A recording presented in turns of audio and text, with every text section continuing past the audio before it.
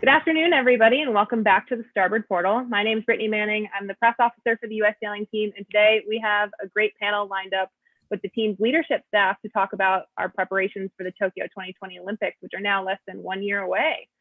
So I'm joined today by Meredith Brody, Luther Carpenter, and Sally Barkow. And instead of me going on and on about their titles and experience, I'm just going to have you guys introduce yourselves. So Meredith, do you want to kick it off and tell us about your role with the team and how long you've been with the organization?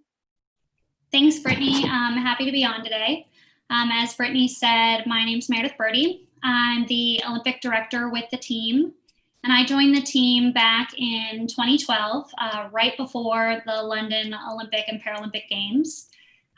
Trial by fire, I got thrown in the games immediately, and it's been a learning experience and a wild ride ever since. Luther, you want to go next? All right. I'm Luther Carpenter.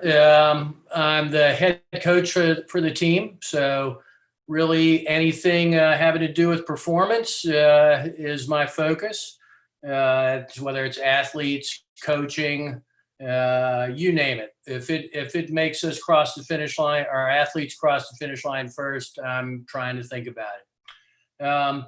I've been with the team since 1989, so I guess that's 31 years of enjoying the Olympic world.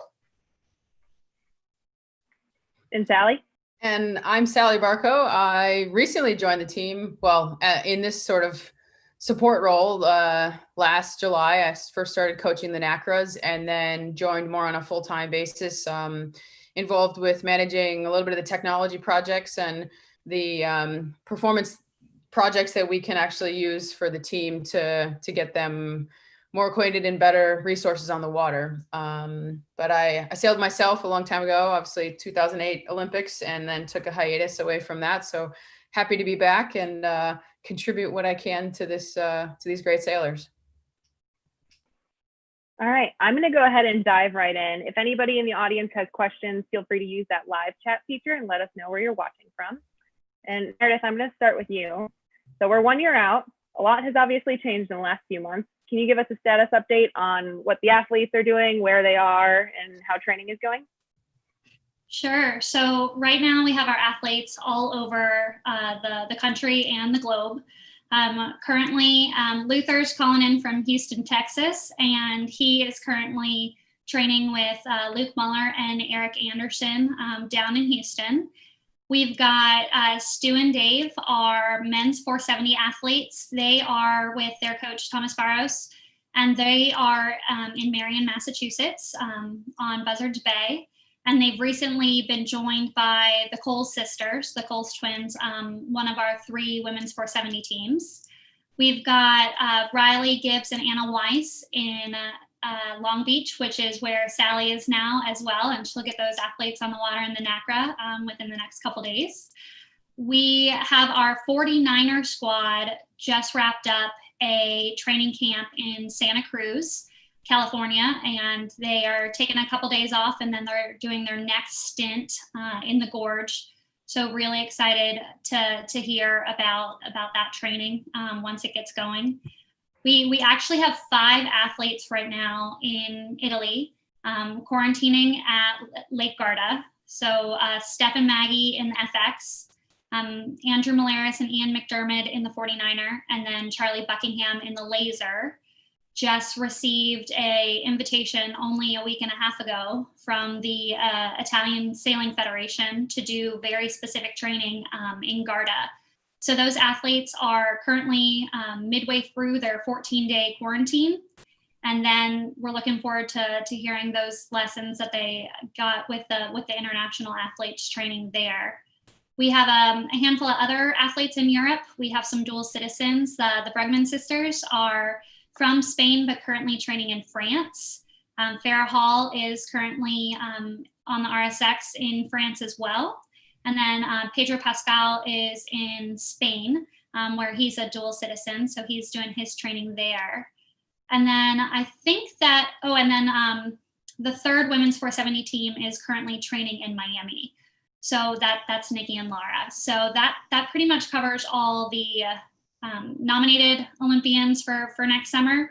And then we've got ODP sailors and future campaigners training all over the US as well. So everybody's back on the water, which is great. Definitely.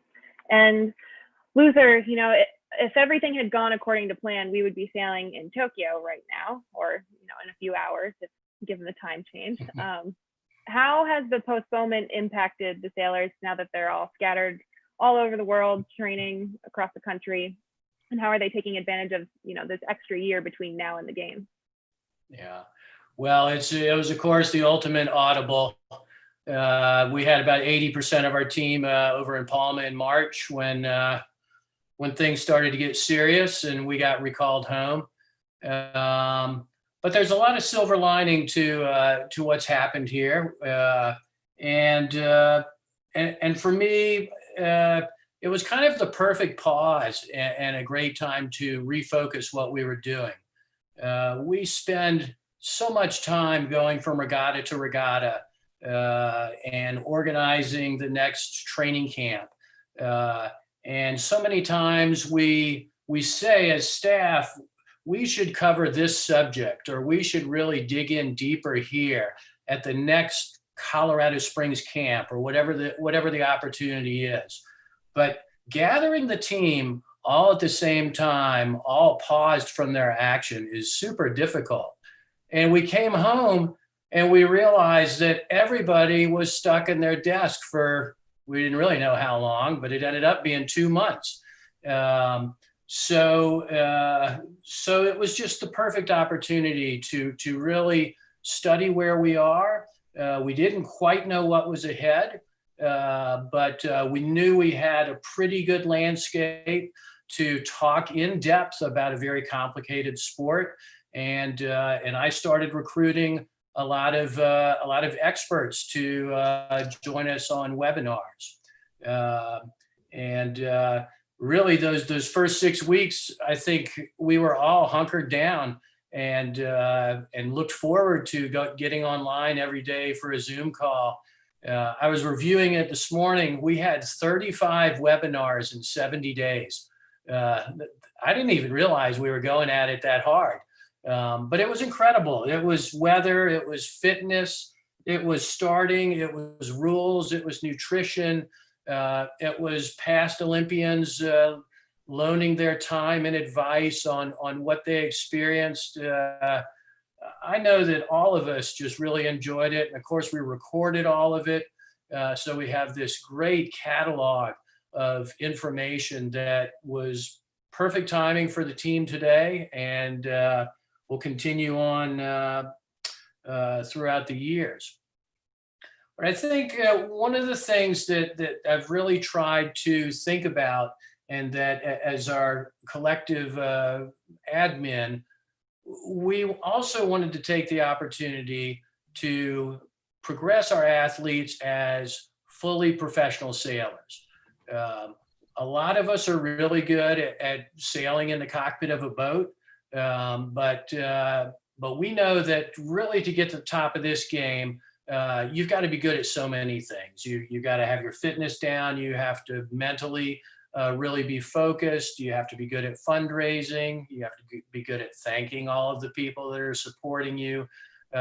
So we've worked hard on all of that to help deliver professional athletes. And of course, along the way, we realized that as a staff, we can be a better professional staff too.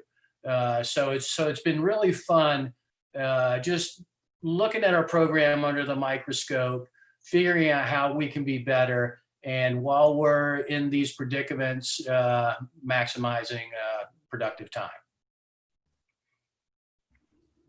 That's great. And Sally, since now we're back on the water, we're training, how has this become kind of an opportunity to spend more time at home? I know you just got to California, where you're going to be getting on the water with Riley and Anna pretty soon. You want to talk about that a little bit?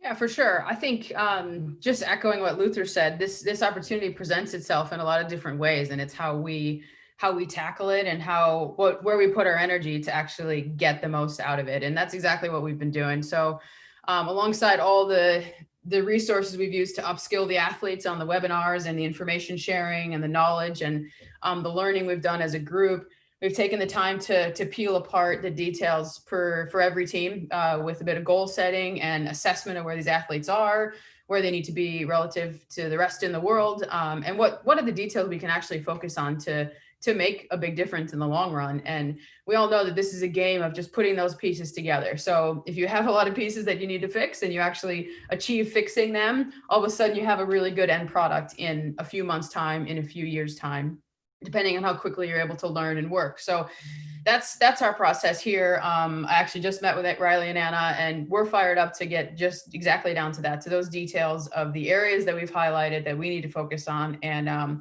great venue here in Long Beach, have the wave state, have the different breeze conditions, morning and the afternoon, have our equipment here, and can create a little bubble where we can just get to work. And on top of that, all the other things they've really been working on as well, with the fitness and the organization side and getting their campaign sorted. So this time has really been, it can be hard on the athletes to mentally get around this postponement or this different shift that we have, because normally, I mean, Luther has said it perfectly. Normally we're running full speed from event to event. So this pause can be, taken a little bit differently as an emotional side of an athlete, where they're really excited to compete all the time and that feeding off that energy and never stopping. But I think it's a really important time where we're taking a deep breath and working on those details, because I think we can all see into the future where if we do this part right, we can be really successful in a few months' time. Mary, do you want to talk about maybe some of the other advantages of spending some more time training at home, and how this approach might help the team going through, not just through to the next games, but also the quad coming, and then the one even after that, which will be a home game? Yeah, sure. So it's an absolutely incredible opportunity that we. Mary, you're on mute. Can you you can't hear me? I can hear you. You can hear me? I can hear you. Okay, cool. Brittany, I'm gonna keep going. It's a really cool opportunity to host the games in 2028 here stateside. So one of the coolest pieces is with Long Beach and being such an awesome training opportunity. We've been working with our long-term strategy in the past few months with Luther, Sally, Leandro, and I. So the four of us have really been talking about the long-term stuff, and it's been good to have everybody off the water to really focus on it. Next summer, while all the athletes will be in Tokyo, all the games athletes, we're going to have an entire group of additional athletes who are looking towards Paris 2024 and LA 2028. And we have an OCR series, an Olympic class regatta series, that will go up and down the coast of California. So with the San Diego, Long Beach, and San Francisco will all host an OCR. So that's going to be, we're going to have some OCRs this upcoming summer, fall, and winter, but really next summer is when things are really going to get kicked off with that whole circuit. And so after we have our West Coast OCR, we'll come back east and do Oak Cliff in the fall with their Triple Crown. And then in the winter, we'll have the Miami OCR series with Lauderdale and Clearwater as well. So that's 6 Olympic class regattas stateside, plus the 3 Triple Crowns. So 9 events. And we haven't had that before. So we're really excited as a group for that. And we have tons of athletes who are looking forward. They're looking at Marseille and Paris, and they're looking at Long Beach and LA. So everybody's got their time frame set, and everybody's looking at all 3 games. So we're really excited about being home and racing and training domestically.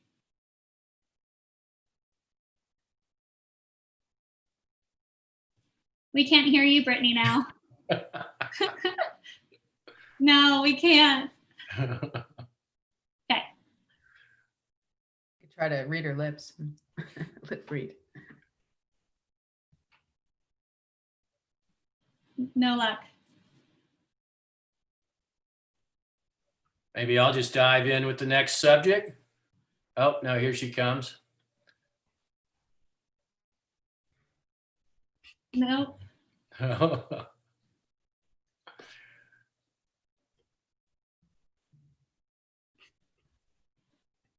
Luther's so good at the jokes. Perhaps he tells us a joke in the meantime. Well, why don't I just dive right in? I think the All next right. question. Are we working now? Oh, yeah. There we you gotcha. go.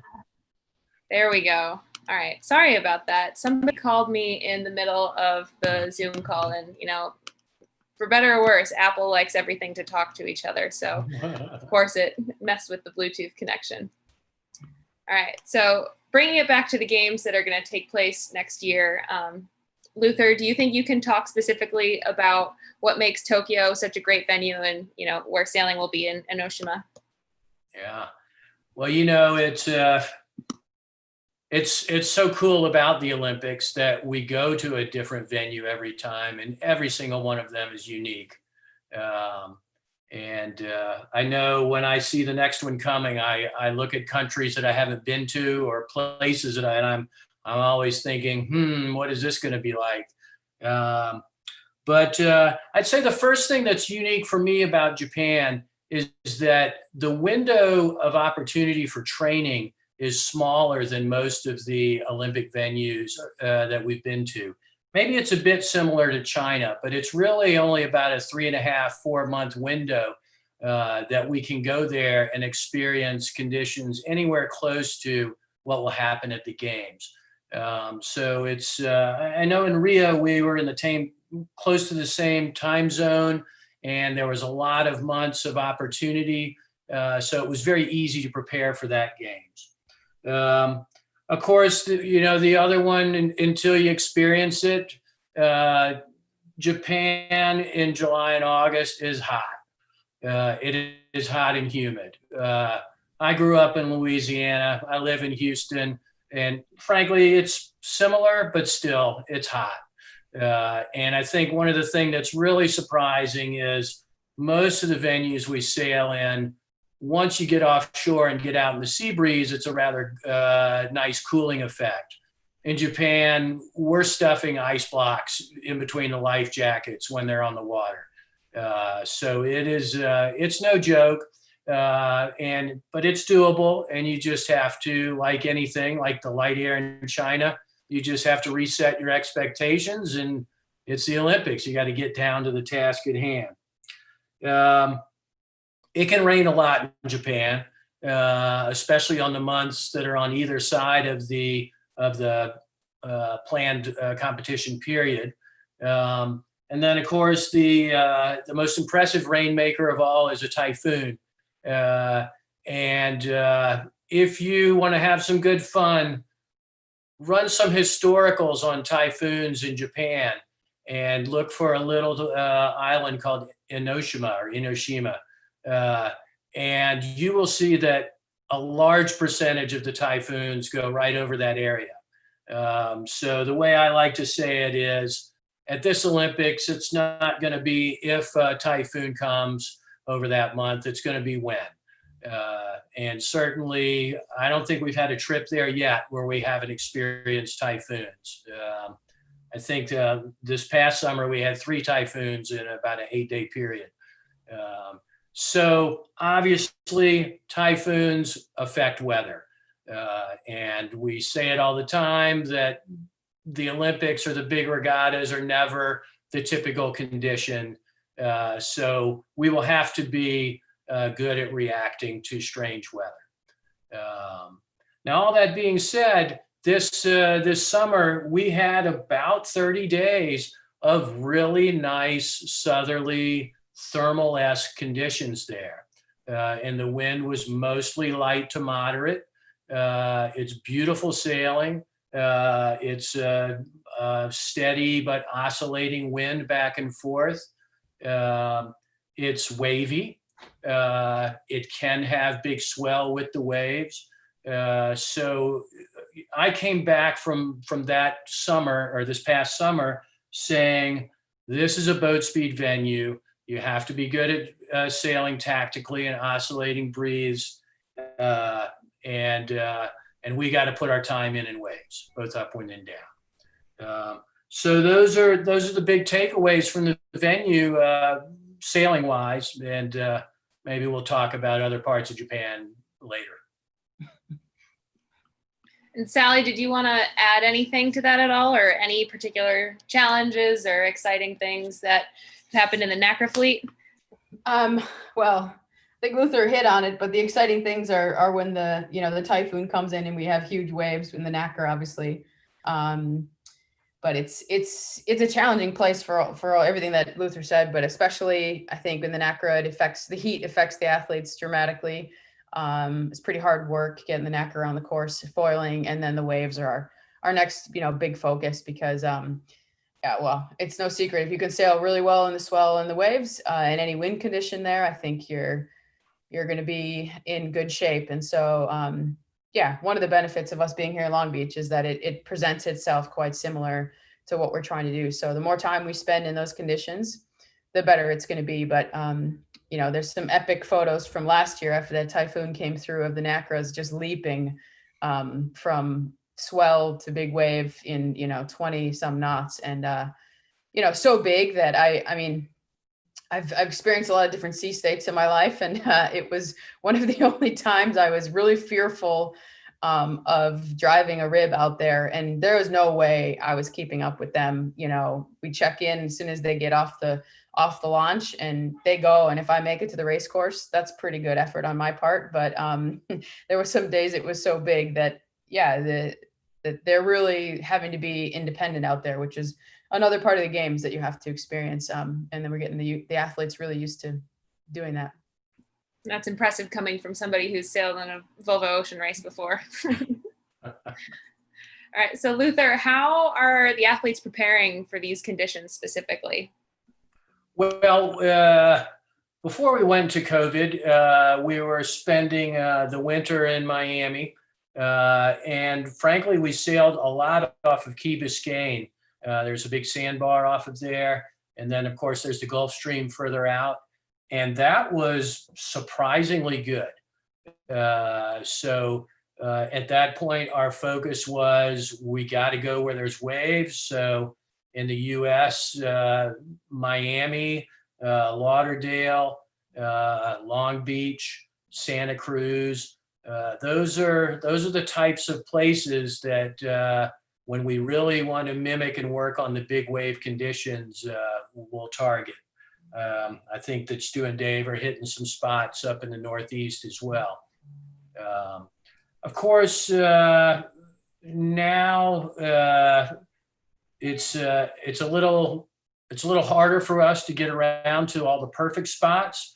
So we're training where we can train and just working on the kind of detail that Sally started talking about that we brush upon when we're on these trips, but we really rarely ever have 6 weeks straight of training in one spot with 2 boats and a coach.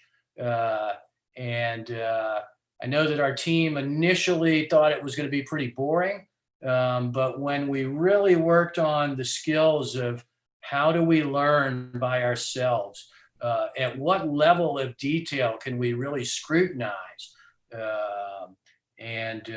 it's been an amazing experience, and I really think it's been a career changer for a lot of our young athletes. It's taken them into a whole new level of focus. And frankly, confidence. Working with 2 fin sailers in Houston for 6 weeks, I know that they're faster and higher than they were in March. And I know that's a bold thing to say, but it's just painfully obvious to me and them. And we look forward to bringing that to the next venue. Yeah, and in addition to taking advantage of that opportunity to learn how to train effectively alone and get some of that autonomy and more focus in your training, we also have the benefit that quite a few of our fleets are now using a squad approach with several boats training with the same coach in the same place for however long. And Sally, I know that your NACRA athletes did the same thing leading up through the last year and beyond. Do you want to talk about maybe how you think that approach helped them improve or how it impacted their performance? Yeah, I think whenever you have a group of people who are collectively working together, it's got to be a good thing when you have the same goal. So that's kind of the bottom line of what we do. And from that, we do have an expanded group of NACRA sailors that, are all communicating and working together towards being better NACRA sailors, whatever that means, whatever we're focusing on for that week. And the boats are so unique, meaning there's so many things you can change and adjust, and we're still learning about from the boards, the rudders, the sail shape, the basic things of technique, of body movements, of optimal weight, all different things like that. That you need more people to be working together to get to the bottom of all the answers to figure out what we're trying to achieve. So yes, it's at one point we're saying here, well, we got so much work to do on our own, which is true. But the other, balance is that we actually are very productive as a group. And, in the next few days or weeks here, we're going to have more NACRA sailors on the ground, and we're going to be able to come together in our normal squad format and, do drills, do intense, situations that really mimic race scenarios. When you get more than one boat on the water in a race scenario, you all of a sudden make one boat, you make the actions really accountable, right? Because it's an instant measurement of two boats trying to achieve one thing. So yeah, it's just been a joy working with this group, the whole squad. And, I always say, look, you guys don't have to be best friends and, all the best of perfect community scenario, on and off the water, but you're here to push each other and learn as most we can about the boats. And for sure, I want to see that competitive edge come out on the water. And I do every single day with that group. And that takes a little bit of managing. So it takes the right coach to kind of, make sure that all that energy is focused in the right direction. But to me, that's a big part of that fire and that drive, that we don't want to fuel extra in like a direction that doesn't produce anything for the athletes, but we want to keep that fire going so that competitive spirit is just getting the whole group further. So there's a lot of dynamics to it, but I've been really fortunate to jump into a position to work with all the NACRA squad. And, we have a couple young ones here already coming up into the group, and, hopefully I get on the water with them soon and learn their dynamics. But yeah, it's just the idea that we're better working as a whole group rather than just as an individual.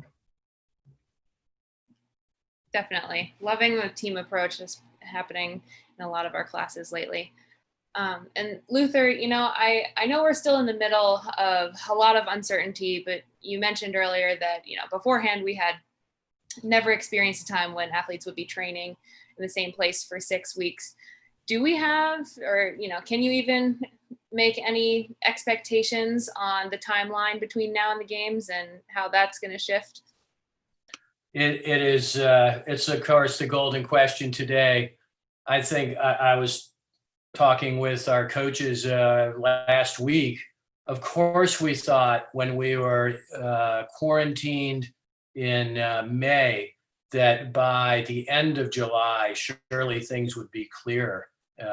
And then here we are. We're in a country that's still battling a big opponent, and we see borders tighten up. We see them loosen up a little bit. We're learning some ways to get our athletes around with some diplomatic help, but still there's uncertainty for sure. We have some events in Europe in October that we're eyeing. But frankly, we're rapidly approaching the weeks of we would have to go through all the steps to get there. So it's a world of taking care of business where you can, while still adjusting to a moving landscape.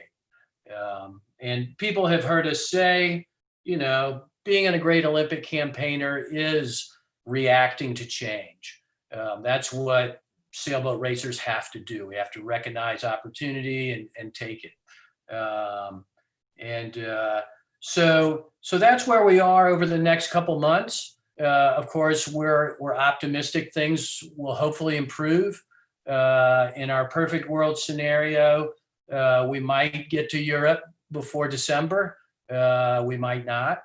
We'll have excellent winter training in Miami. And then hopefully we'll get a chance to go to Palma in March and experience some great big wave sailing. That's very Japan-esque. Depending on the class and the regatta schedule, there might be another event that they can slip in there. But I think that our hope is to go have a couple more months in Japan before the games next summer. Of course, that itself is a moving target. Japan might not even welcome us for any training. It might be show up at the games ready to go. So with all that uncertainty, kind of my speech to the team a week ago was we can't get all worked up about uncertainty. We can't control it. But what the certainty that we know is that we know what it takes to win sailboat races. And we know where we're good in those departments, and we know where we still have to put the work in. And so that's pretty much our mentality right now, is keep analyzing, keep working on it. I'm a big fan of visualization. So if it's just my two fin guys, I want them to see the other 15 of them out there when we're racing up a short course, and just living those situations that we know occur over and over again. Definitely. And, with little uncertainty about when we're going to show up in Japan, either way, we're going to have to get there at some point. And Meredith, you're the queen on our team, at least, of figuring out how that's going to happen and, what exactly it's going to take to support the athletes on the ground there. So do you think you can give us a 30,000 foot view of what it takes to support an Olympic sailing team at the games? Everything from, support staff to all the stuff we bring with us? Sure, it's certainly quite an operation to execute a games and to prepare for our games too. So we've got a full game slate would be 15 athletes. Right now we're confirmed to have 13 athletes for sure. We're still waiting for our confirmation on the 49er country spot. We have those athletes confirmed, but not the country. But things are looking pretty good, hopefully, with us next in line, depending on how the continental qualifications shift out for us to get that spot. So we really hope to have a full group of 15 athletes on the water. But the team behind the team is huge because it takes a lot to execute it all. And first is the coaches to support the athletes. Then we also have our boat right. So Donnie Brennan has been with the team for many, many quads and has been an incredible asset to Team USA. Rules are also really important. You might not see many protests during standard racing unless a qualification's on the line, but when it comes to the games, it's very intense. And so we're so lucky to have our incredible rules hot shots here stateside. Dave Dellenbaugh was with us in Rio, and Dave Perry is going to be with us in Enoshima. So having those guys as part of our team is really important. We also have our whole medical side of the operation. So we've got a team of physios and then also our team physician. We determine who we bring to the games depending on where the games are hosted. So for instance, in Tokyo, we're a remote venue in Enoshima. In Rio, we were 100% part of Rio in that game. So the athletes stayed in that village with all the other athletes, whereas in Tokyo and Enoshima, we'll be in a remote satellite village and venue. And the same will be in Paris when we're in Marseille in a remote venue there. The other people we bring along, weather is important, media is important, and the team behind the team extends beyond the people that are on the ground interacting with the athletes. We also have the friends and family component and the spectators and potentially some sponsors and partners that are really important to have there as well, cheering our team on. We currently don't know what spectating will be like during the games, but we know that the team behind the team, whether they're with us or whether they're virtual, everybody will be cheering us on. We've got tons of containers full of equipment that will go, and we'll have some training equipment, we'll have some competition equipment, and we'll have some backups for breakages.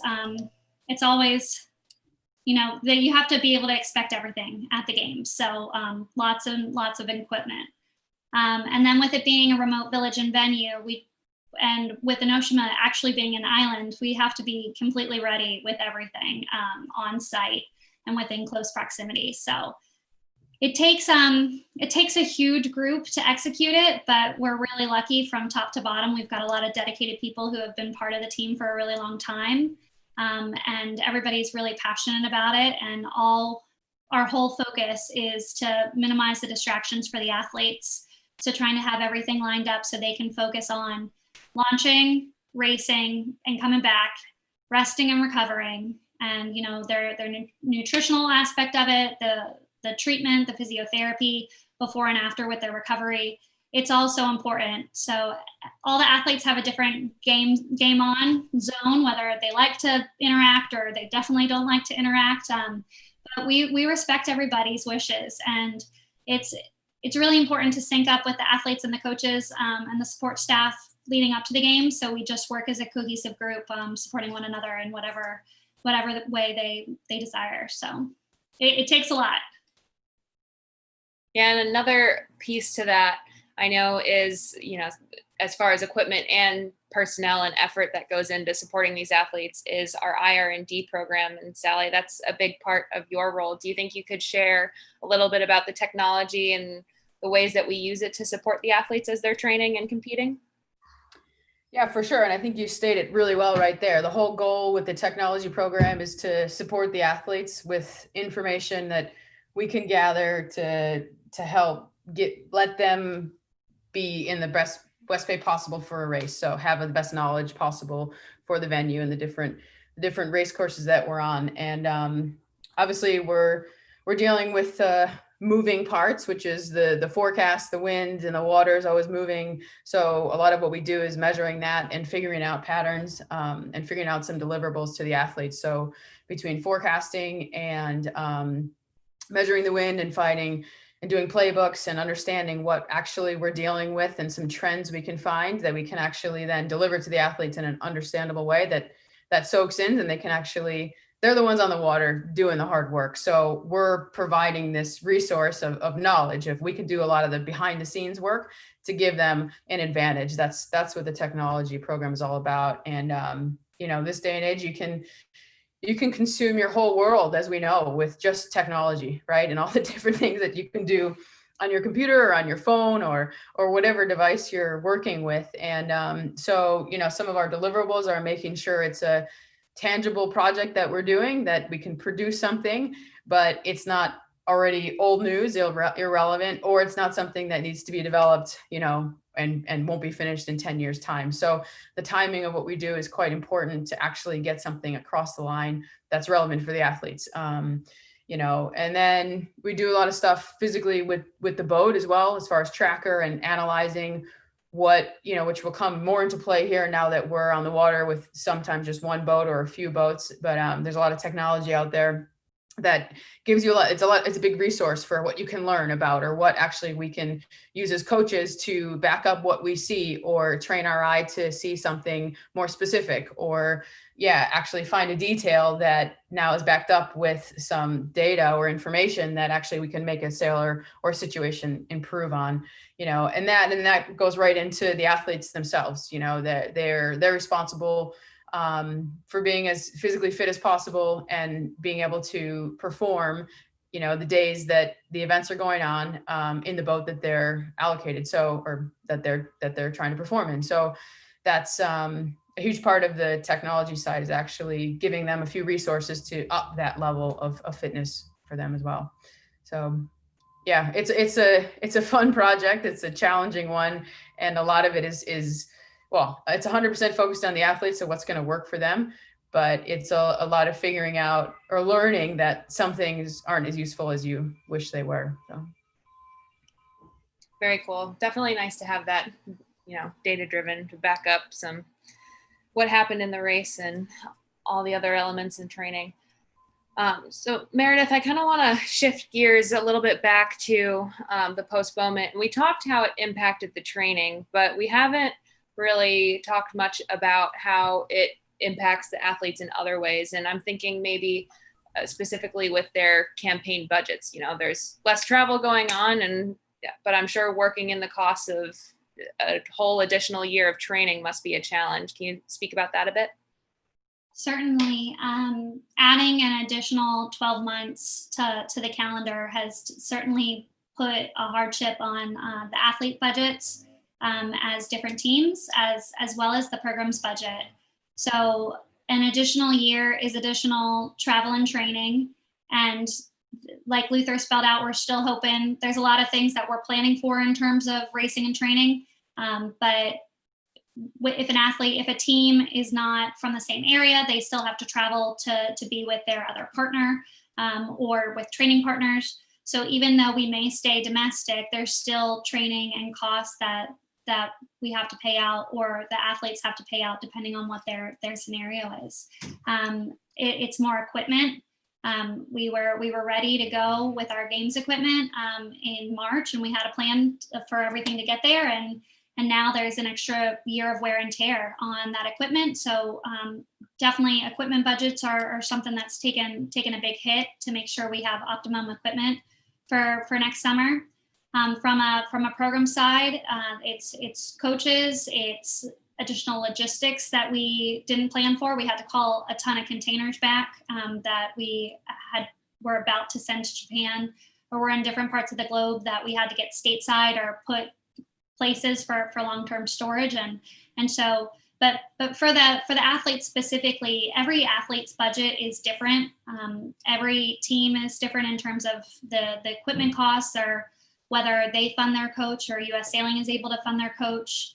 And some of those scenarios are held over from previous years, but we as a group here are really looking forward to aligning the athlete performance levels with the resources that US Sailing provides.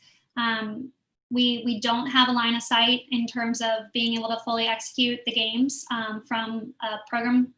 We know how much it's going to cost, but unfortunately, we don't have the funds right now to get all the way through the games as a program, and we definitely know the athletes all have gaps as well. So funding's a challenge, but we used a little bit of time during COVID to talk about budgeting and fundraising, and have some really good experts that gave some of the athletes tips. We've had some awesome foundations step up and provide additional support to our athletes lately, but it's gotta keep being consistent and keep coming in to help us get all the way through the games. Definitely. Takes a village, and the team behind the team certainly extends to the people cheering us on from home. And Sally and Luther, both of you have a wealth of experience. Sally, last week we heard that you discussed a lot of your accomplishments as a sailor, in the Volvo, on the match race tour, and you're an Olympic campaign of your own with Gary as part of our Rolex Yachtswoman of the Year series. And I'm curious, after having all of those experiences as an athlete, what made you want to pursue a support role with the team? It's a really good question. But so my Olympic career was like 10 years kind of in the middle of everything else that I did. And 6 years out of that, I would tick the box as pretty darn successful. Didn't walk away with a medal, but that was like a pretty small sliver of that 10 years. And then the outside, the beginning and the end was, a lot of lessons learned, and a lot of failure had, and a lot of, dealing with the real parts of campaigning. And for me, I find myself in this role, like kind of going through it with the athletes, realizing that I went through a lot of the same things. I made all the same decisions. And if I can be someone who's giving just a little piece of advice, or coaching them down the right path, or giving them the right sail shape, feedback on the water, it's probably selfishly a way for me to give back to what I wish I had accomplished after that 10-year chunk of time. But also it's a cool way to say, hey, look, I had this, big value of experience. And if I can pass that on to make one of your decisions a bit clearer or better, and you don't make any of the mistakes that I did, then look, we can all get to a little bit further down the road, just because we're building on this experience. And, you know, we all say that, yeah, it's really hard to just campaign for 1 year or 4 years. And generally it's a longer time. So if we can, by being a good coach or being a good support person to the program, the whole goal is to shrink that time for somebody to get to their level of performance. And that's why I like to do it, because I like to add to that, you know, to the effort of them doing well at their job. So I enjoy it. And Luther, you mentioned at the beginning when you were introducing yourself, your depth of experience as a coach and the many games you've been to. But just for anybody who missed that or doesn't know, this is Luther's 30th year as a U.S. sailing team coach. So he's got a wealth of knowledge to dish out as well. Do you have any pieces of advice that you give to each Olympic team or parting words of wisdom before they hit the water for the first race? Well, I'm kind of taking your question in two different pieces. First of all, every single person I've coached in the games is a very different person.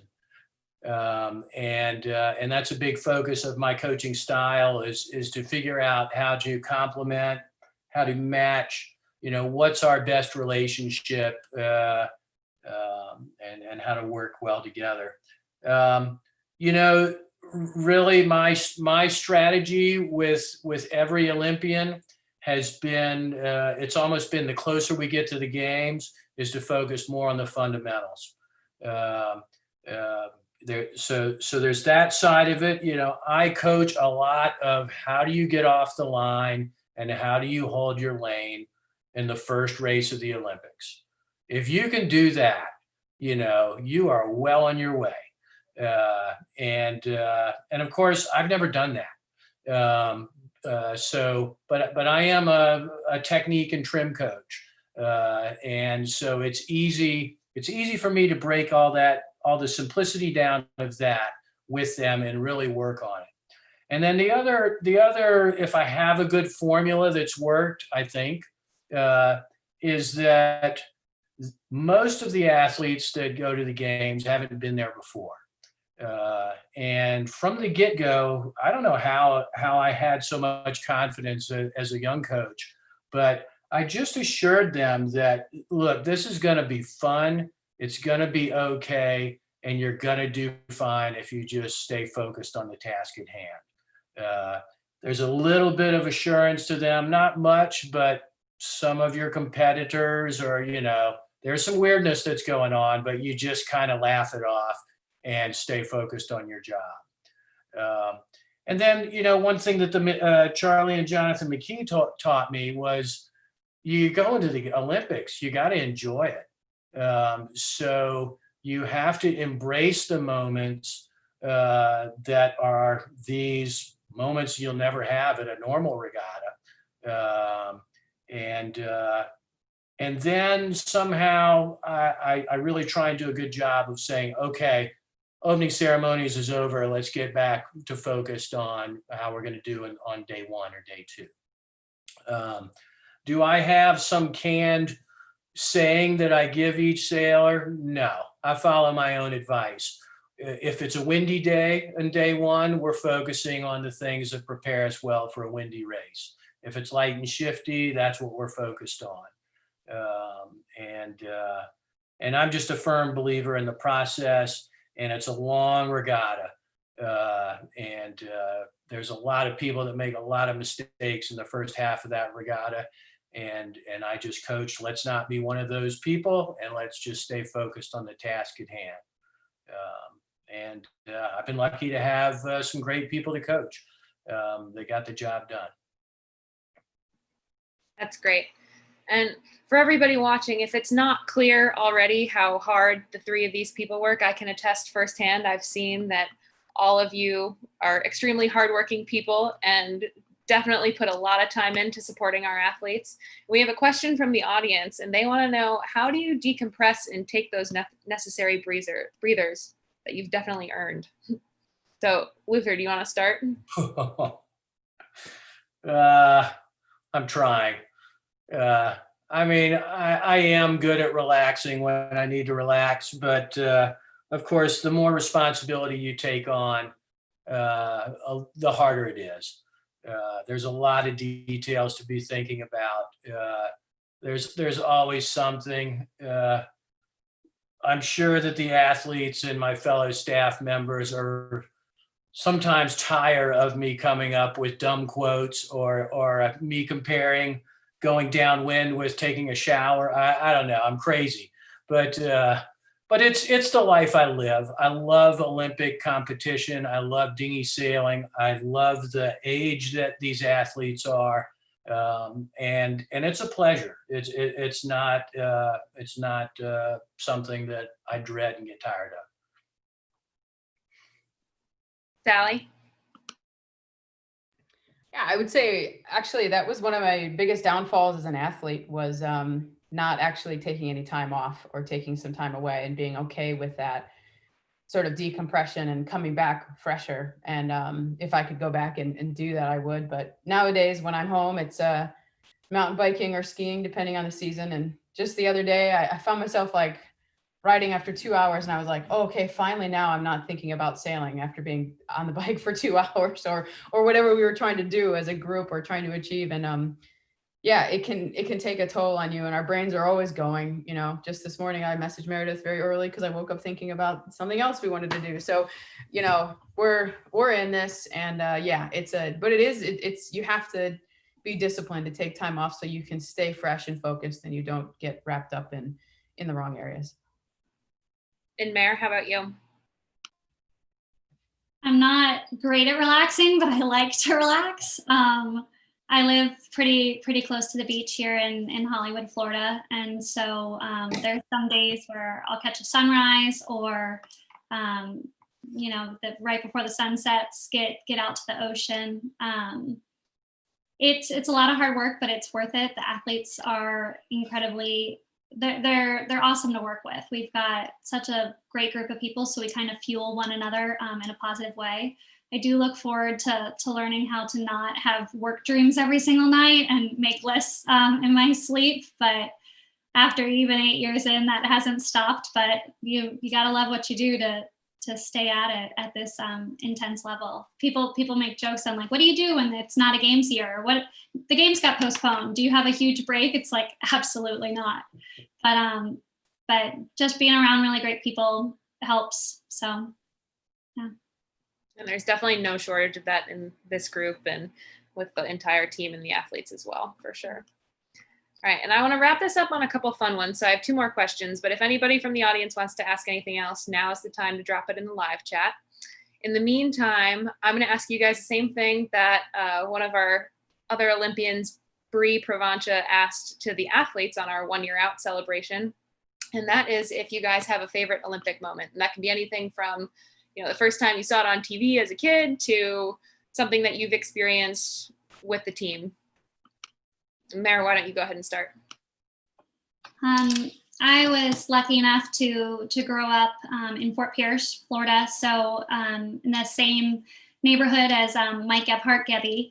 And so he's a 4-time Olympian in the windsurfer, and he's got 2 medals. And so at a very young age, I was holding his medals, and we went to the 96 games with him as part of his support team.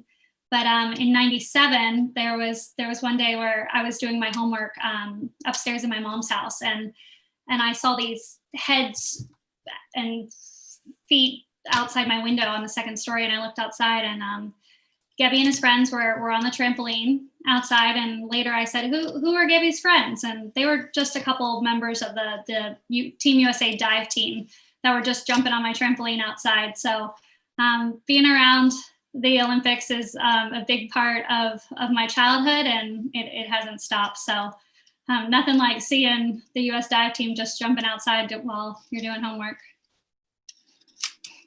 Very cool. Luther? Well, of course, I don't have one. And I live Olympic moments.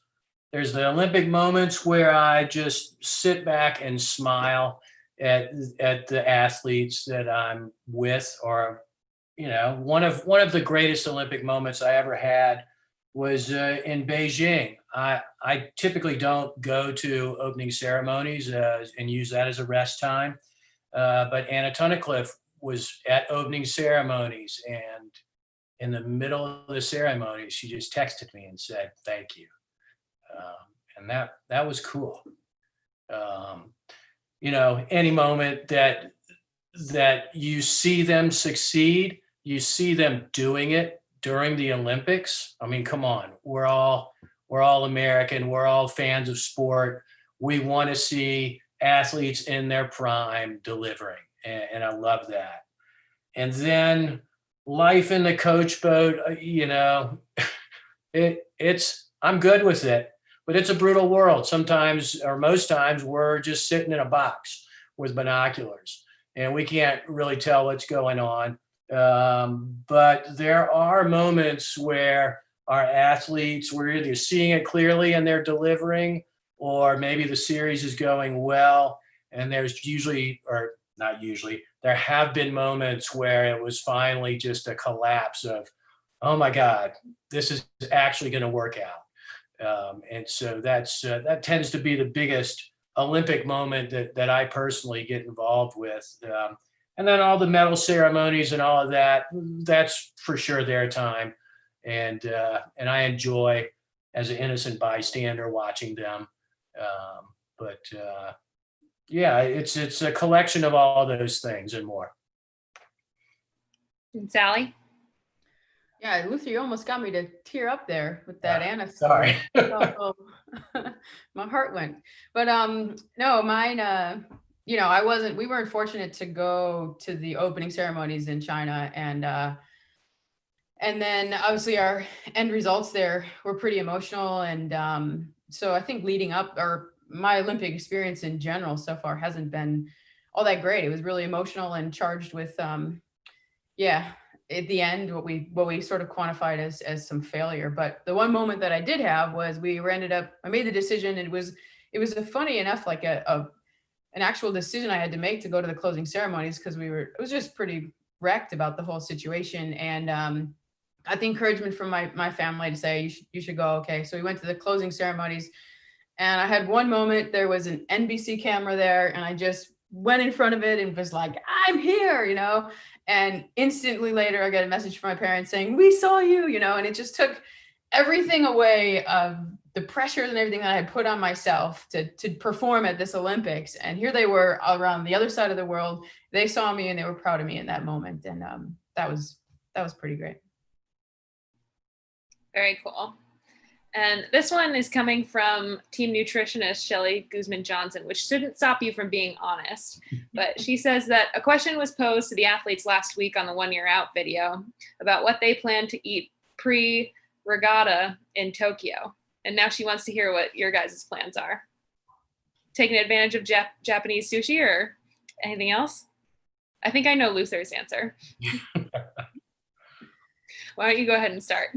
Well, it depends on what the options are available, but just simple pot stickers and fried rice is kind of my thing there. And I'll save my other answer for in a minute. For me, it's on the way to the venue there, because it's so stinking hot. Whenever you can get something cold, it's so great. So on the way to the venue, they have really awkward flavored ice creams, but they have this green tea ice cream that generally I get on the way home if I've had a tough day. So maybe I get it on the way there. And Mare? I mean, thinking about pot stickers, the gyoza, and the ramen that I know Luther scouted out a great spot. That's the best. But it's also way too hot. But sometimes you're just dripping in sweat, but just eating it because it's so delicious. The sushi's incredible. Depending on what the options are, sometimes at breakfast you're going with a bowl of rice and some spinach or whatever looks okay that morning. It just kind of depends. It'll be great to see what the remote village has. We've stayed in some different spots leading into with our Japan training. So, just continuing to explore, but the food is so good in Japan. So I think Sally's got a good point with some of the convenience store flavors and options. Always can find something. All Luther, right. you sound like you have a second answer. Oh, I do, but I'm waiting for the next question. All right, so this will be the last and final question, and I want to hear about something that all of you are excited about for Japan next year that's unrelated to racing. Luther, since you know your answer already, why don't you go ahead and kick us off? Well, there's two things for me. One is the stake there is money. And I've been there 2 summers. The first summer, I don't know how I'm still here. I think I ate steak about 20 nights out of 32 or something like that. But it is really good. And then the second place, actually, Sally and Julia turned me on to it. They were at some funky little bar down from our hotel, and late one night, they're like, Luther, come down here. And anyway, I finally went down there, and the owner, who barely speaks English, is a big guitar player, and this little bar is filled with guitars. And we ended up spending a few nights there, playing guitars and having a good time. And if you want to talk about tearing up, that guy got so emotional about meeting us and was thanking God. It was an incredible experience with so many Japanese people. So anyway, I really look forward to seeing him again, if that's to happen. Sally? No, I agree with that. It was like, it became kind of our living room, didn't it? Like, he was just so welcoming. And I forget the name of it. Was it called Three Kings or something? But he had brought out all the stops for us, and his family was there some nights. And yeah, but for me, I think I'm just looking forward to kind of having one of those moments like Luther described, stepping back when it's all going on and not being so wound up like I was, unwarranted probably in 2008. But yeah, kind of managing that and just kind of taking it in for what it really is, and enjoying it, and finding the fun in it, and finding the enjoyment for being there. Because I think I definitely didn't, or I failed to do that in 2008. And Mare? The region that we're in is really special because Mount Fuji is right beyond the distance, and I haven't been able to see it the last 2 trips that I had. So I'm really hoping that when we go there for preparation or for the games, that the Fuji comes out, because it is just so big and so majestic, and the backdrop with the sailors is, you really can't ask for anything better, because it's incredible. And there's a reason why it's everything you see when you look at Japanese art or Japanese characters, or just different things in promotion for Japan, because it is a force to be reckoned with. So I'm really, really hoping I get to see the Fuji. But if not, I know it's there. Well, we definitely have a lot to look forward to next year, everything from the overall experience to the actual racing. So with that, I think we'll wrap up today. But thank you guys for taking time to do this and walk us through what the team's been up to and what our plans are moving forward. And thanks to everybody watching. If you guys enjoyed this conversation and you want to hear more, or straight from the athletes, you can find that 1 year out celebration we referenced earlier on the Starboard portal. And if you want to support the team, you can donate at ussailing.org/Olympics, or join or renew your US Sailing membership at mem.ussailing.org. So thanks again, everybody, and have a great evening. Thanks, Brittany.